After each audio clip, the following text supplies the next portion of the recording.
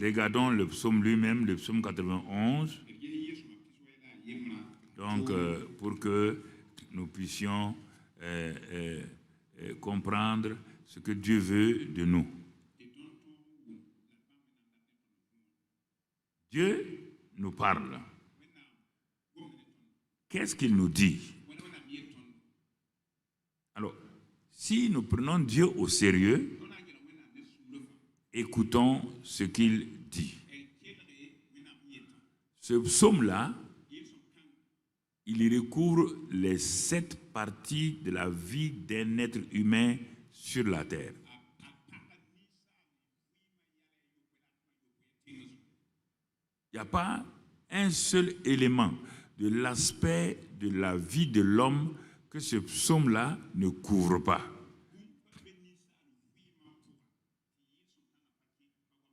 Les autres psaumes ont des éléments à gauche, à droite et ça, mais lui, c'est toute la vie d'un être humain qui est confronté aux difficultés, aux épreuves. Ce psaume-là ne couvre pas. Les psaumes ont des éléments à gauche, à droite et ça, mais lui, c'est toute la vie d'un être humain confronté. Assemblé dans le psaume. Alors, puisque ce psaume étant à ce niveau-là, et Dieu me parle, et qu'est-ce qu'il me dit dans le verset 1er? Il dit, c'est lui, celle qui demeure sous l'abri du Très-Haut,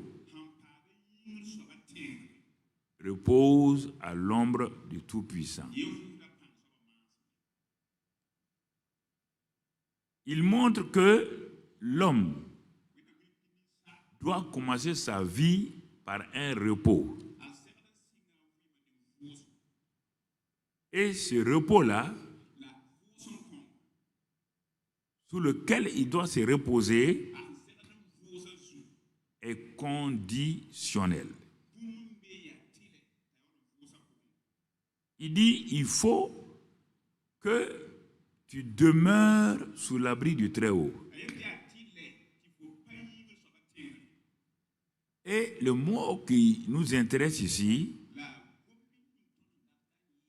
faut pas laisser le verbe aller trouver l'expression l'abri du Très-Haut. Ça ne te servira à rien, car si tu ne sais pas demeurer, on n'a qu'à te décrire l'abri là comment, tu ne pourras pas aller de l'avant.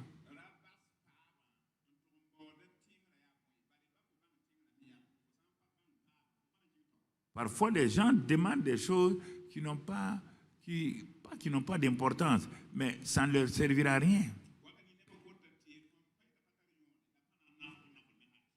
Je suis en train de méditer, j'ai cherché plusieurs manières que Dieu me parle ou bien avancer dans ma vie de prière.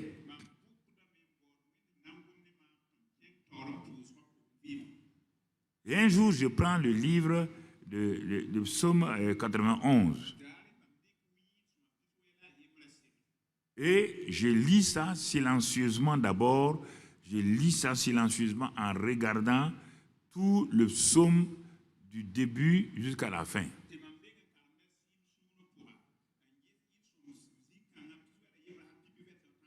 C'est pour me donner une idée claire du contenu général du psaume.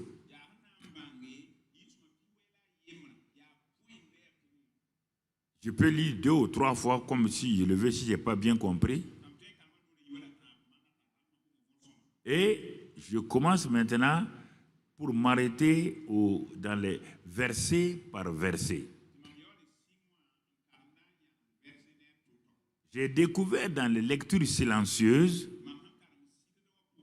plusieurs aspects qui correspondent à ma vie personnelle, à plusieurs aspects de ma vie personnelle dans les temps difficiles, dans les temps d'épreuve. J'ai constaté ça et je m'arrête maintenant.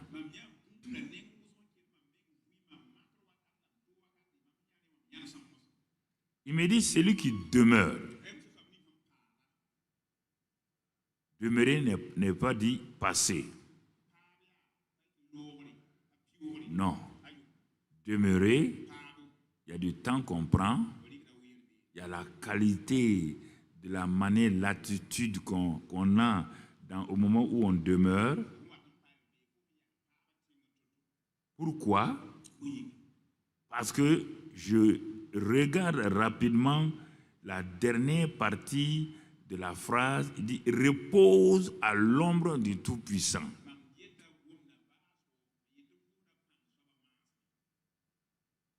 Moi, je n'ai pas de repos. Je prie, je lutte. J'ai des combats dans ma vie, sur le plan familial, sur le plan spirituel, sur le plan physique. J'ai des combats que je mène.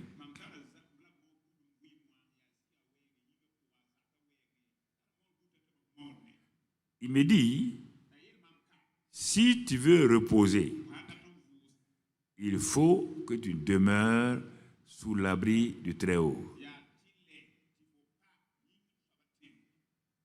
Si tu fais ça, tu vas entrer dans le repos, mon repos.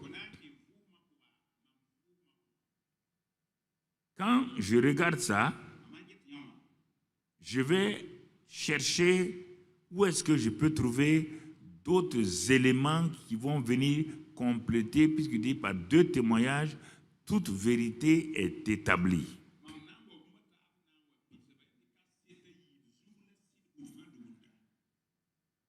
Je connais un passage que j'ai l'habitude de méditer. Ça se trouve dans Jean 8. Il y a le mot demeurer là-bas. Il faut que je comprenne le sens de demeurer là avant de continuer. Donc, je tourne et je m'en vais dans Jean 8, 30 à 32.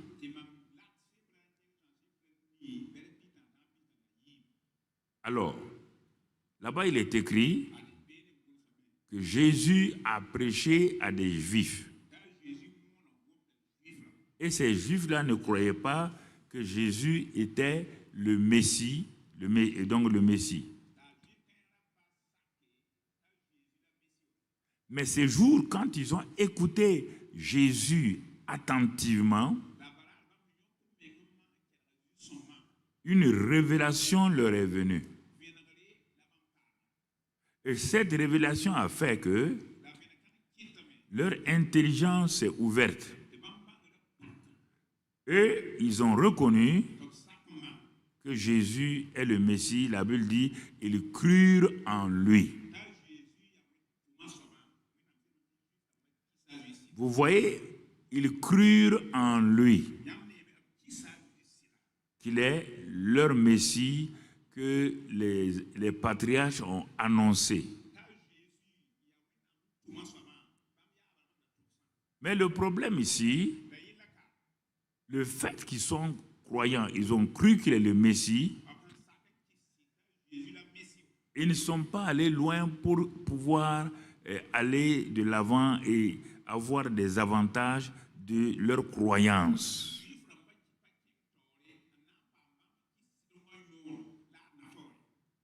Ils ne sont pas rentrés dans le repos. David dit dans le psaume 23 que l'Éternel est mon berger. Et à la fin, il dit, bon, il me fait reposer dans de verts pâturages. Ici, le psalmiste dit dans 91, lui aussi parle de repos. Le repos de David est bien conditionné avec ce qu'il a dit au verset 1 et 2. Et le psalmiste aussi ici dit, le repos là est conditionné par le fait que vous demeurez sous l'abri du Très-Haut. Si vous demeurez sur l'abri du Très-Haut, alors quelque chose va se passer et vous allez entrer dans le repos. Donc, j'ai deux passages qui se complètent. Ça, c'est ma vie personnelle. Tout ce qu'on parle maintenant, s'il n'y a rien dans ma vie personnelle, le ministère ne sera pas productif, ne va pas m'apporter la joie ni la paix.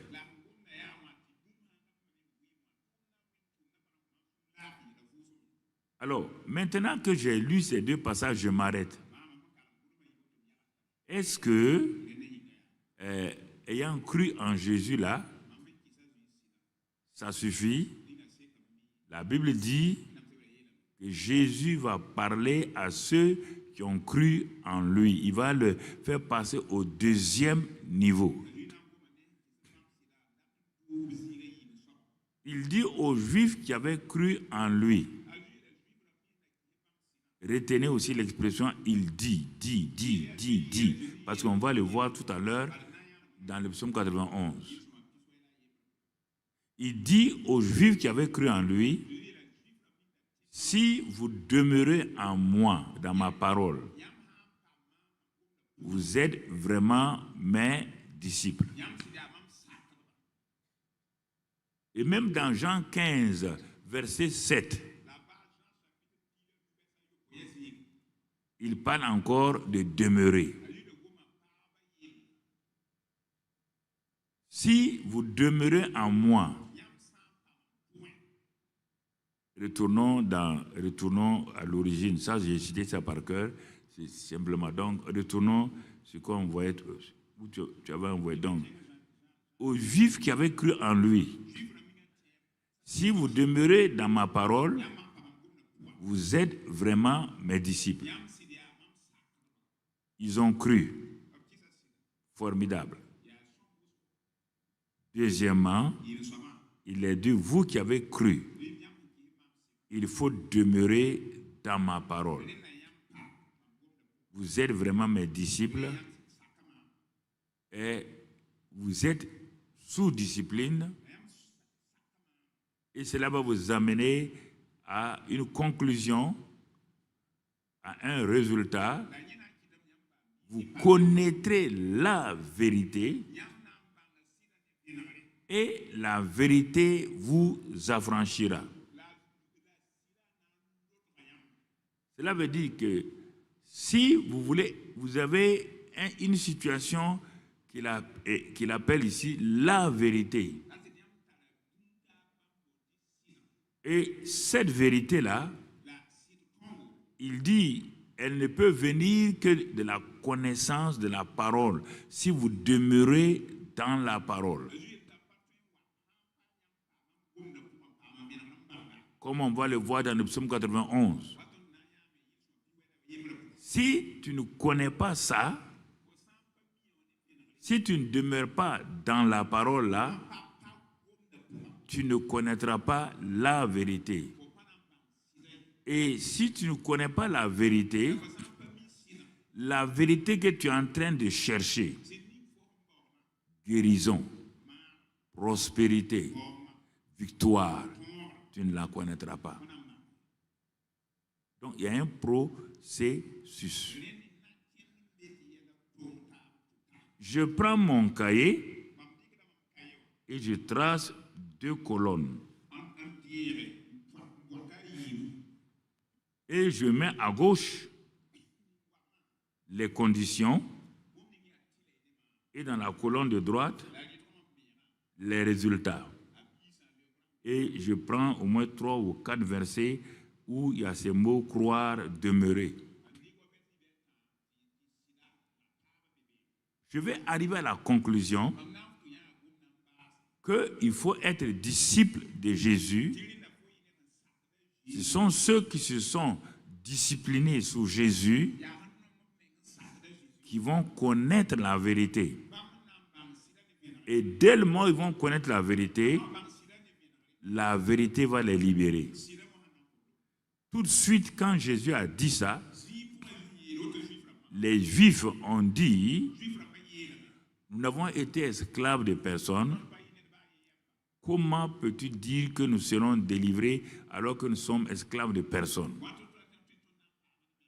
Jésus leur répond, oui, il n'y a pas de problème. Mais quiconque est esclave du péché, commet le péché, esclave du péché.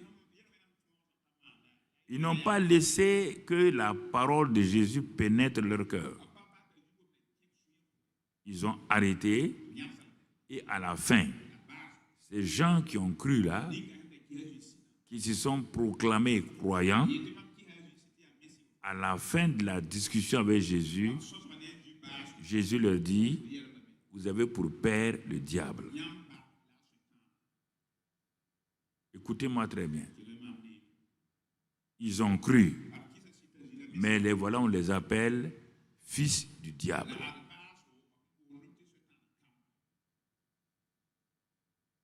Croire ne suffit pas. La vérité là est devant toi dans plusieurs domaines.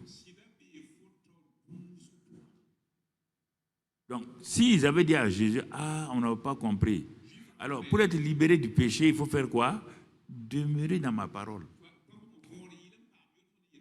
Si vous demeurez dans ma parole là, le Saint-Esprit va vous ouvrir les yeux. Comme le jeune homme qui a dit dans le psaume 119, il le dit dans le psaume 119, comment le jeune homme rendra-t-il pur son sentier?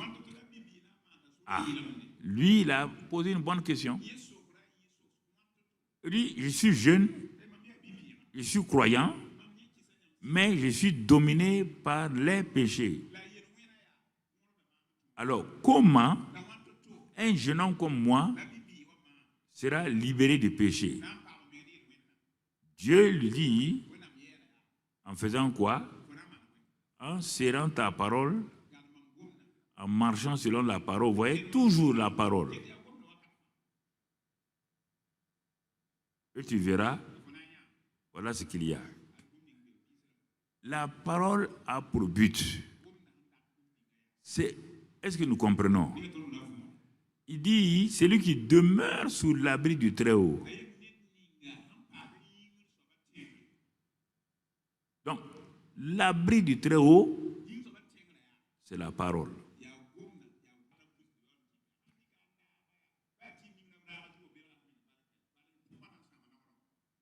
C'est pourquoi, dans ce psaume 91 là, il a rassemblé sa parole concernant chaque aspect de notre vie, de nos combats.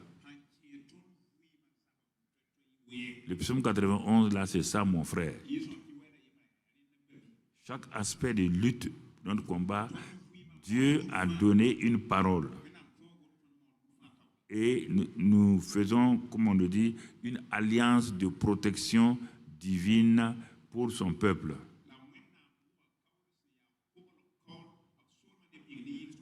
Lisons le psaume 32, versets 6 et 7. Psaume 32, versets 6 et 7. Qu'ainsi tout homme pieux te prie au temps convenable. Si des grandes eaux débordent, elles ne l'atteindront nullement. Donc, tu vois mon frère, le verset 7, tu es un asile pour moi, tu me garantis de la détresse, tu m'entoures de champs de délivrance. Pourquoi il dit ça? Parce que mon frère, ma soeur, il sait que Dieu, quand il parle, il veille sur sa parole pour l'exécuter. Alors, si nous lisons Ésaïe 43, verset 2, Ésaïe 43, verset 2, là-bas, regardez tout ce que Dieu dit. Si tu traverses les eaux, je serai avec toi. Et les fleuves, ils te submergeront point. Si tu marches dans le feu, tu ne te brûleras pas. Et la flamme ne t'embrasera pas. Il faut bien voir ça.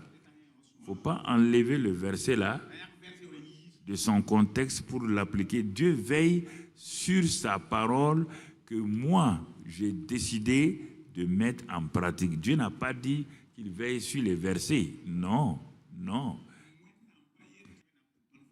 J'ai noté quelques passages encore. Donc, nous sommes sur le psaume 91. En tout cas, celui qui demeure. Il demeure. Demeurer, ça veut dire avoir confiance en Dieu.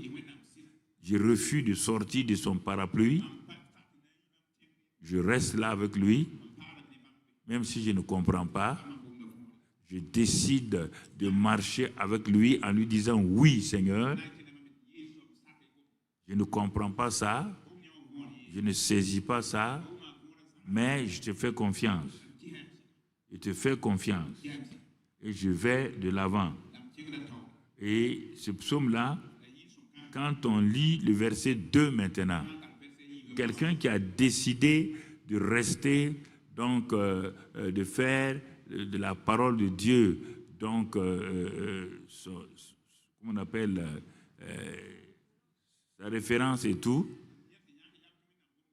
il dit, il repose, il va avoir le repos à l'homme du Tout-Puissant, le glorieux Saint-Esprit. Quand la parole est admise, le Saint-Esprit est là. C'est le Saint-Esprit qui donne le repos. Si lui, il est là. Dès que tu honores la parole, Jésus a dit, il me glorifiera. Le Saint-Esprit vient pour me glorifier.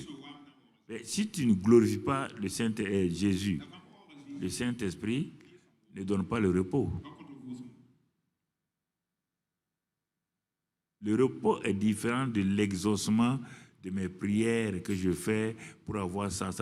Plein de gens ont l'exaucement, ils n'ont pas le repos.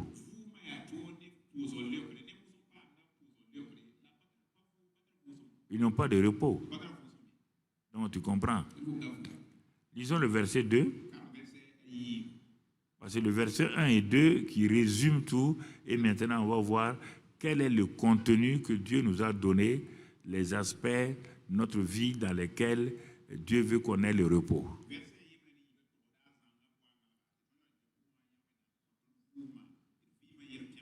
Je dis à l'Éternel. Ah.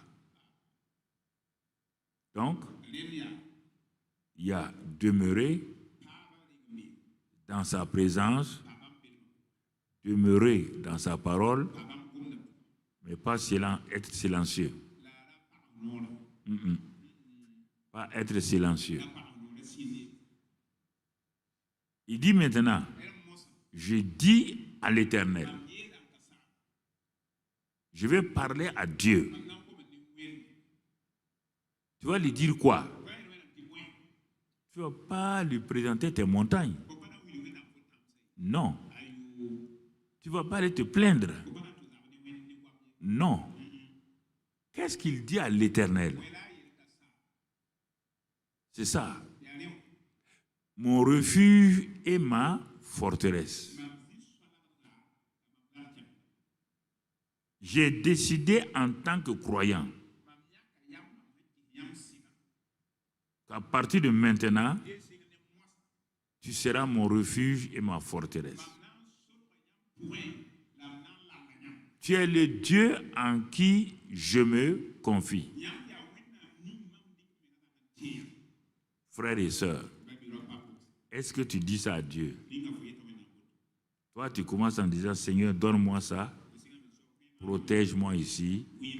Tu n'as même pas su ce que Dieu veut faire. Tu n'as même pas lu ce que Dieu veut faire pour toi et comment il va le faire. C'est pourquoi le psalmiste dit non. Moi, je dis avant que même Dieu ne me dise ce que je vais aborder là, je dis à l'Éternel, je lui parle. Tu es mon refuge et ma forteresse. Tu es mon Dieu, tu vois, mon refuge, ma forteresse, mon Dieu, en qui je me confie. Je commence à parler. Dieu m'a dit, celui qui demeure. Je suis d'accord, hein? Moi, je veux le repos. Je veux le repos. Et si tu veux le repos, parle. Je dis à l'Éternel, Tu es mon refuge et ma forteresse. Désormais, tu es le Dieu en qui je me confie. Ah. Est-ce que tu comprends? Celui qui demeure. Celui qui demeure. Pas celui qui prie d'abord. Non. Pas celui qui jeûne d'abord. Non. Mets les choses en place. La parole est avant, puisque tout a été fait par la parole. Dieu n'a jamais prié. Ne te trouve pas, hein? Parce qu'il y a des gens qui sont faibles ici. Le papa a prié pour nous avant-hier, on était content. Aujourd'hui, il parle de parole. Tu crois que moi, je suis bête? On dit Dieu a tout fait par la parole. Sans la parole, rien ne peut se faire. Et moi, il va te dire de prier. Tu vas prier quoi? Tu vas prier pour ton banane plantain. Tu vas prier pour quoi? Mais il faut que tu aies une parole. Comme il a dit, celui qui demeure. Il dit, bon, celui qui demeure là, moi j'ai décidé de demeurer et à cause de ça, je te réponds. Je te réponds. Je dis, comme tu m'as dit que celui qui demeure. Tu m'as dit celui qui demeure, non? Je te réponds.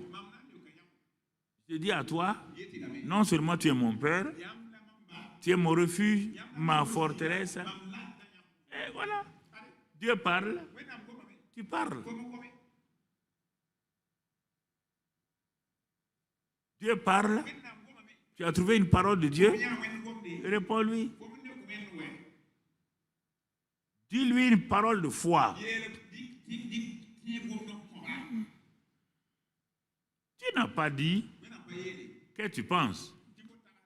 Alors mon ami, qu'est-ce que tu penses de ça? Qu'est-ce que tu dis? Oh Seigneur, je suis faible, hein? Je suis faible, hein? Ah, tu es faible. C'est ça qu'on répond à Dieu. Joël 3,10. Joël 3,10. De vos royaux forgez des épées et de vos serpes des lances. Que le faible dise, je suis vaincu. Je suis très très faible. Que le faible dise quoi? Je suis fort. Tu vois? Que le faible dise, il faut parler. Il dit de parler, parle.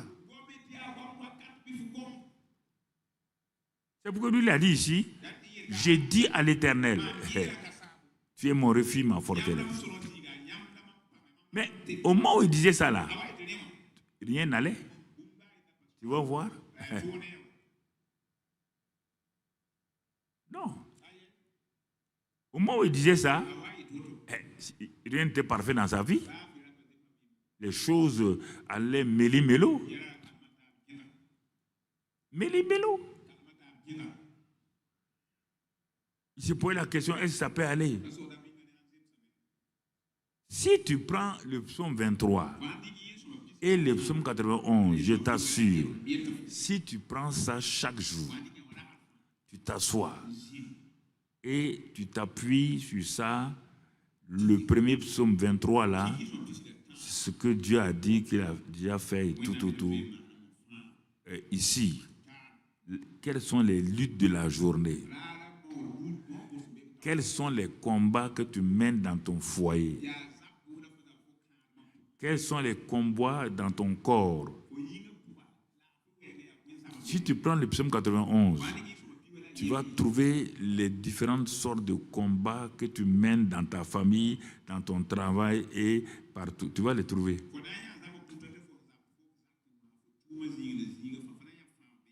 Et c'est pourquoi il dit, c'est lui qui demeure. C'est pourquoi il t'invite. Il t'invite. Nous devons être très contents parce que ceux-ci n'avaient pas le Saint-Esprit. Ils ne sont pas nés de nouveau. Ils ne sont pas filles de Dieu. nous le sommes. Et Dieu habite en nous. Dieu n'a jamais habité en David. Dieu n'a jamais habité en Moïse. Dieu n'a jamais habité en Abraham. Jamais. Tout ce qu'on va voir dans le psaume 91 là, tu vas voir. On va le lire, mais tu vas te rendre compte mais qu'il y a tout ça là. Mais oui, mon frère, il faut répondre, j'ai dit. Dis ce que Dieu a dit. Quand on dit aux gens de parler, ils veulent, non, on ne te dit pas. Le problème, c'est que les gens croient que Dieu leur dit, dis ce que tu veux seulement. Non, non, non, non. Il dit, tes pensées ne sont pas mes pensées. Pour qu'on marche ensemble, il faut qu'on ait les mêmes pensées. On ait les mêmes pensées. Et pour que tu n'aies pas de pensées au hasard, je t'ai donné mon livre. Tu ne peux pas m'accuser. Je t'ai donné mon livre. Et mes pensées sont là-dedans. Qu'est-ce qui te coûte cher? Tu as étudié, non? Tu es médecin. Les encyclopédies, les gros livres, tu ne les as pas lus? Oui, tu les as lus. Est-ce que la Bible vaut cette grosseur? Non. Tu as été sociologue, philosophe. Tu as lu des gros livres, plus gros que la Bible. Parfois, tu passais la nuit à lire. Mais la Bible, là, depuis que tu es chrétien, tu l'as déjà lu d'un seul coup entièrement? Non. Donc, comment peux-tu savoir ce que j'ai dit si tu ne lis pas ce que j'ai dit? Comment peux-tu venir t'arrêter devant moi, me dire de faire ça, alors que moi, je ne t'ai jamais promis de le faire? Maintenant, regarde ce que Dieu va faire. Il dit, tu crois ça? Oui.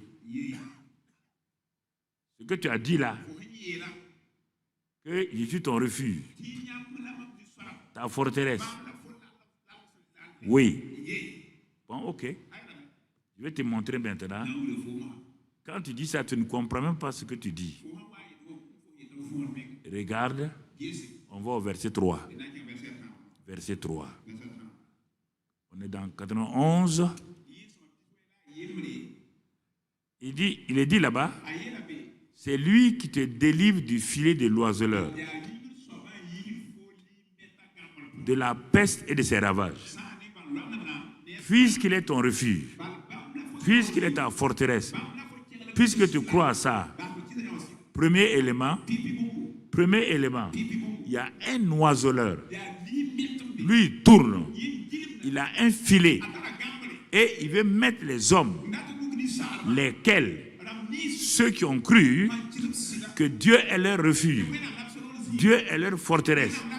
Les autres, il les a déjà mis là-dedans. Il ne cherche pas ceux qui sont d'accord avec lui. Cet oiseleur-là, il a son filet et il veut te mettre là-dedans. Si tu dis que Dieu n'est pas ton refuge, ah, tu as un problème. Tu as déjà dit ça, il te libère. Donc, la première chose, c'est la délivrance. Il te délivre du filet de l'oiseleur, de la peste et de ses ravages. De la peste et de ses ravages. Ah bon? Oui. Comment il le fait? C'est ça. Comment il le fait? Exode 23, 25. Exode 23, 25. Exode 3, 23, 25.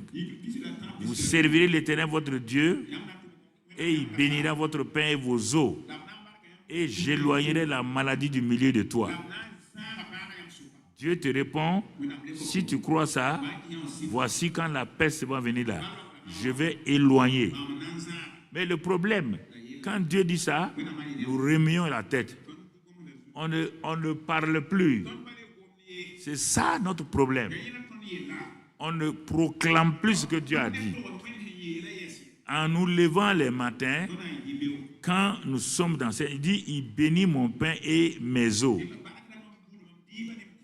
Et il éloigne la maladie du milieu de toi.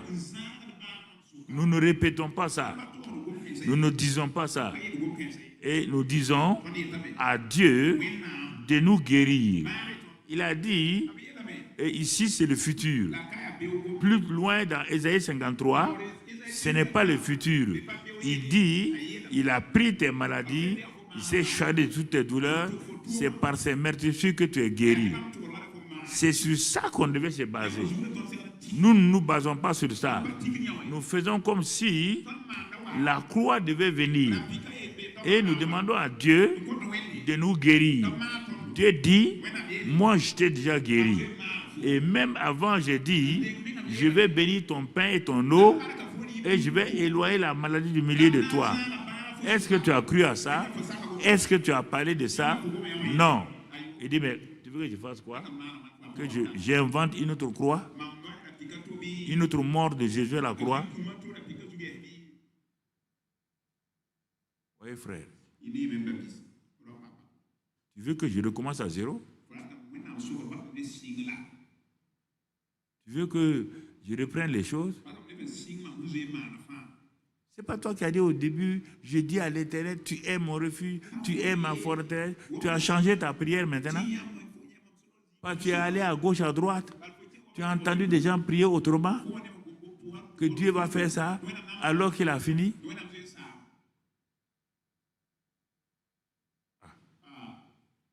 Ah bon?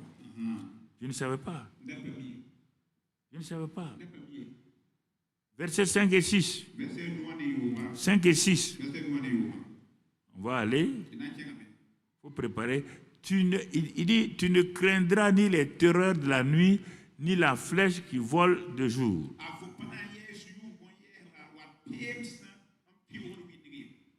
Tu entends? Tu ne craindras pas. Écoute ce que Dieu te dit ici. Il dit les terreurs de la nuit, la flèche qui vole de jour.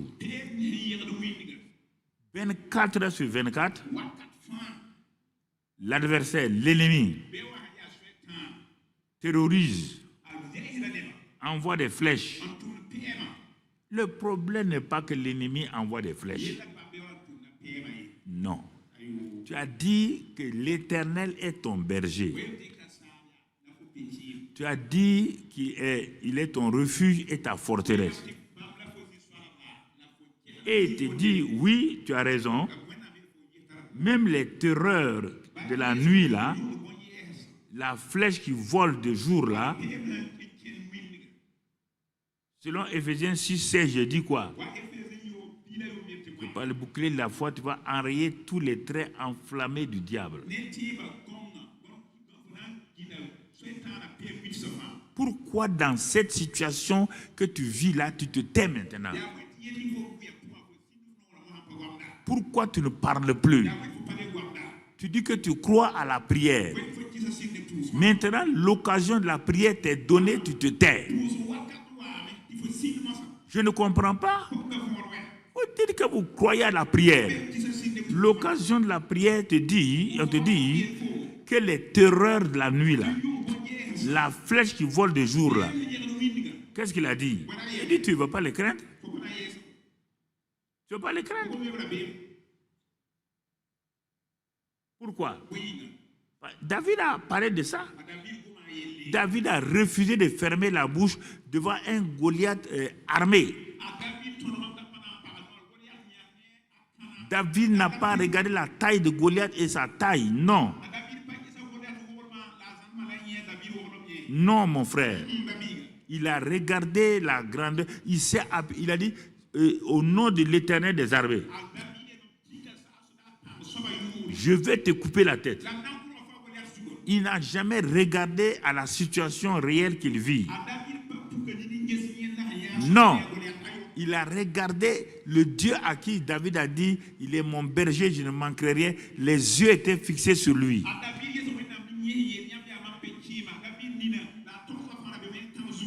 Est-ce que tu comprends? Pourquoi? Parce que dans Ésaïe 54, verset 17, Ésaïe 54, verset 17, qu'est-ce qu'il dit? Toute arme forgée contre toi sera sans effet. Mais pourquoi tu ne transformes pas ça là en prière? Aujourd'hui, ce soir, c'est la prière du moins du combat spirituel personnel que je t'enseigne. Dieu te dit, toute arme donc de langage, arme d'équipement de couteau ou quoi, tout ce qu'on appelle arme qui a été forgé contre toi sera sans effet. Et toi, tu ne réponds pas, tu ne dis pas oui. Tu dois parler à Dieu, oui, je crois ça. Je crois cette parole. Et tu dis à Satan, puisque je crois ça, toute arme que tu as fait fabriquer par les hommes, que toi-même tu as fabriqué, sera sans effet. Je me tiens ici. Toi, tu ne fais pas ça. Tu dis à Dieu encore de venir. Il n'a qu'à venir d'où? Il n'a qu'à venir d'où? Je te pose la question. Il doit venir d'où? Parle. Toute langue qui s'élèvera en justice contre toi, tu la condamneras. Regarde ce que la Bible te dit. Toute langue qui s'élèvera en justice contre toi. On ne parle pas de la justice, le tribunal de grande instance de Ouagadougou.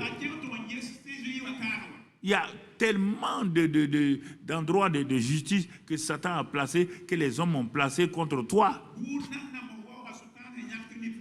On dit toute langue, toute arme, toute langue.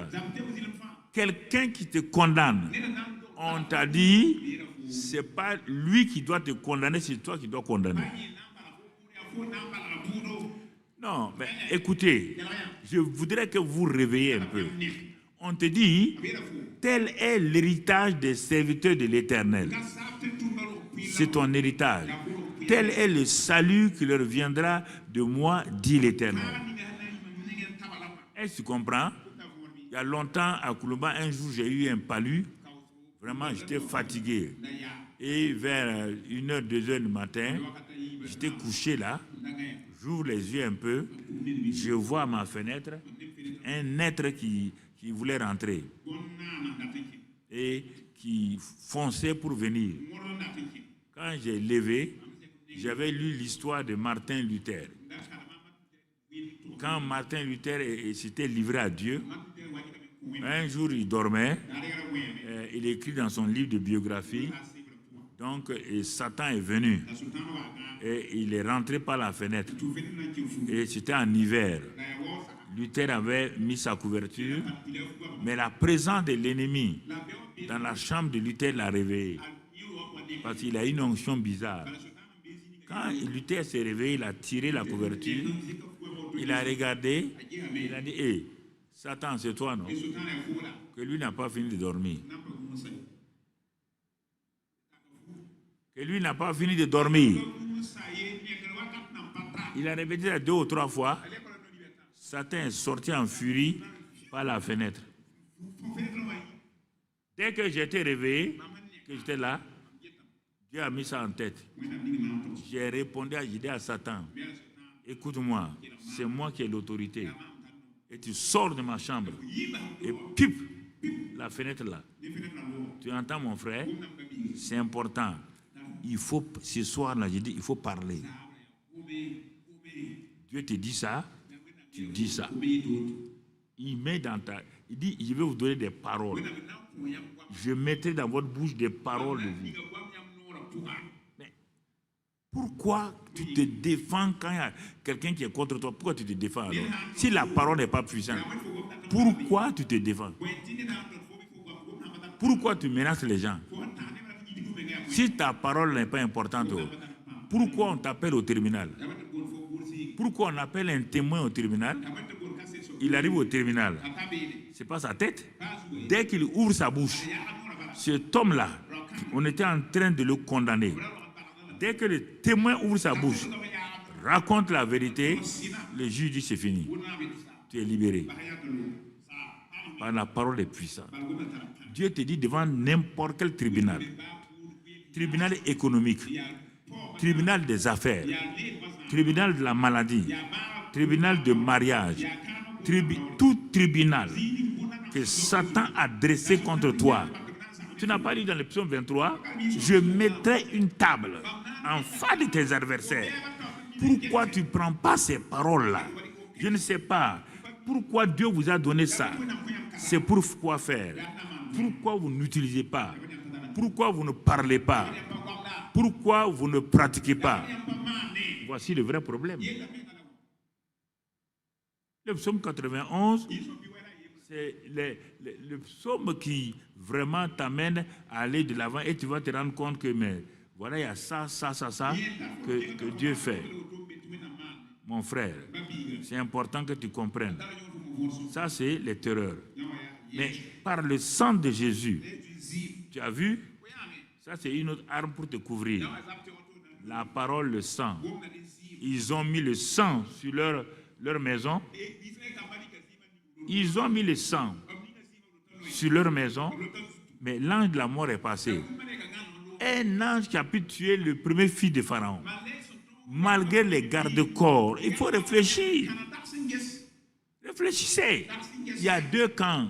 Le camp de Pharaon, avec toute sa puissance, ses chars, ses commandos, et le camp des Israélites, les mains vides, mains nues, face à Satan.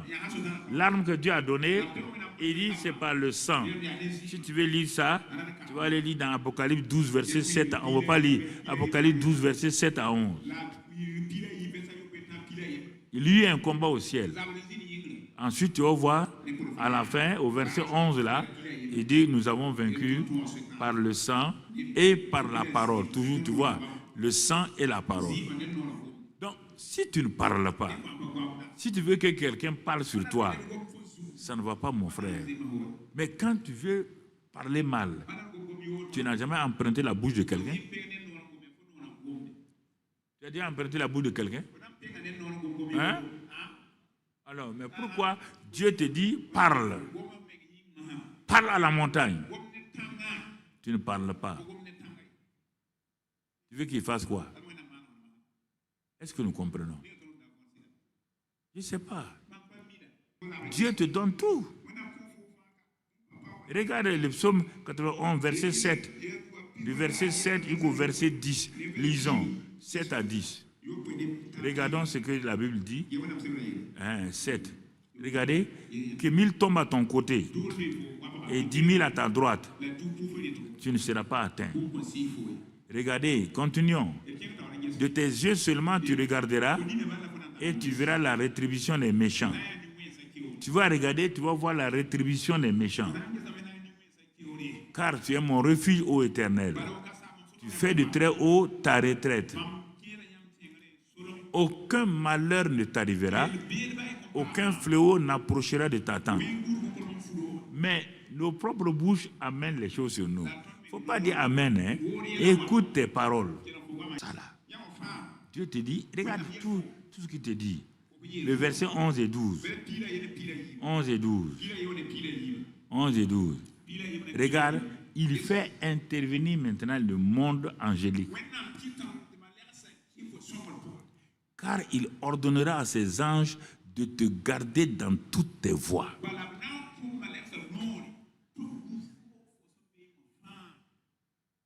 Peut-être, non, mais il dit, il ordonnera à ses anges de te garder dans toutes tes voies. Ça veut dire que là où tu es, les anges de Dieu, ils sont à ton service. Lisons pour cela, mon frère, Hébreux 1, 14. Quand c'est moi qui vous connais de la prière, vous allez dire Amen. Mais quand je vous fais, je suis en train de vous faire prier comme ça, mais je n'entends pas les Amen. Non, j'ai fait exprès, je suis en train de vous faire prier, mais je ne vous vois pas prier. J'ai fait ça exprès ce soir. Tout ce que j'ai dit là, ce sont les points de prière que je vous ai donnés. Non, aucun. Non. Vous n'avez pas prié?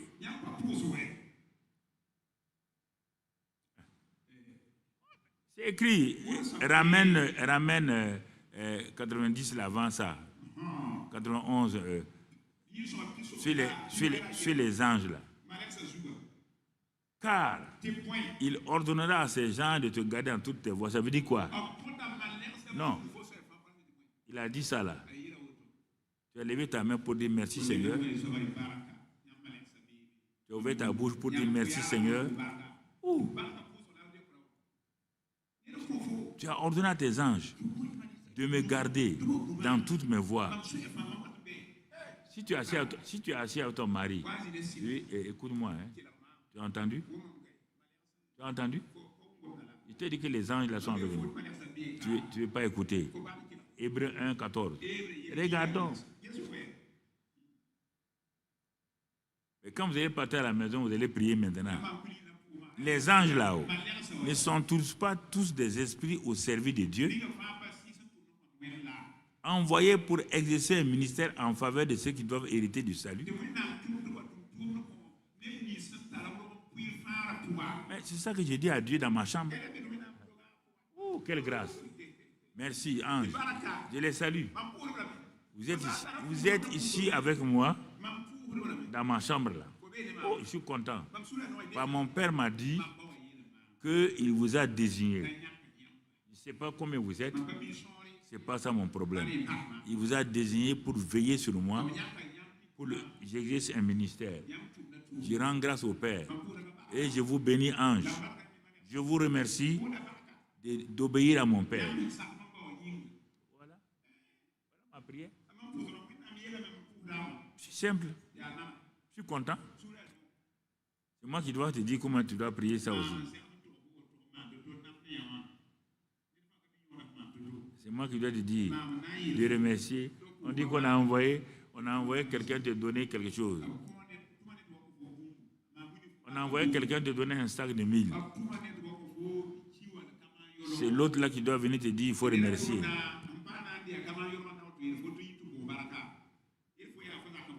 Le psaume 91, c'est ça. Tu vois, non? Psaume 103, verset 20. Psaume 103, verset 20. Bénissez l'Éternel, vous ses anges, qui êtes puissants en force et qui exécutez ses ordres en obéissant à la voix de sa parole. On dit que les anges obéissent. Ah, Seigneur, les anges là, ils ne sont pas perdus. Hein? C'est nous qui avons des problèmes. Si les anges obéissent et ils exécutent tes ordres, oh Seigneur, me voilà. Moi aussi, à partir d'aujourd'hui, moi pour lequel ton fils est mort, il est mort pour mes péchés. Il m'a sauvé. Alors, je vais faire plus que les anges. Je vais obéir. Je vais exécuter tes ordres. Merci, Père, pour tout. On arrive au verset 13, on va 13 à 16. Verset 13. Tu marcheras sur le lion et sur l'aspic, tu fouleras le lionceau et le dragon. Il te montre l'autorité. Alléluia. Oh Dieu. Tu as déjà dit dans Luc 10, 19 que tu m'as donné l'autorité de marcher sur les serpents et les scorpions et sur toute la puissance de l'ennemi. Rien ne peut me nuire. Ici, tu me dis sur le lion et sur le dragon et tout. Gloire à toi, Père. Merci, Seigneur. Ce que tu m'as donné, c'est ça que je vais exécuter. Versets 14 à 16. 14 à 16. Puisque Dieu dit, puisqu'il m'aime, je le délivrerai. Je le protégerai. Puisqu'il connaît mon nom. Et qu'est-ce qu'il dit? Prière maintenant. La prière, c'est la dernière chose. Tu vois, il m'invoquera et je lui répondrai. Non, tu dis Amen, tu n'as pas fait le reste. On n'a pas dit de dire Amen ici. Hein. On te dit depuis le verset 1, si tu avais suivi ces prières-là, maintenant tu vas élever ta voix, tu vas invoquer il va te répondre. Il dit, il sera avec moi dans la détresse, je le délivrerai et je le glorifierai. Tu vois? Bon, on va faire une alliance ce soir-là. C'est normal, plusieurs d'entre vous, vous n'avez jamais prié ça.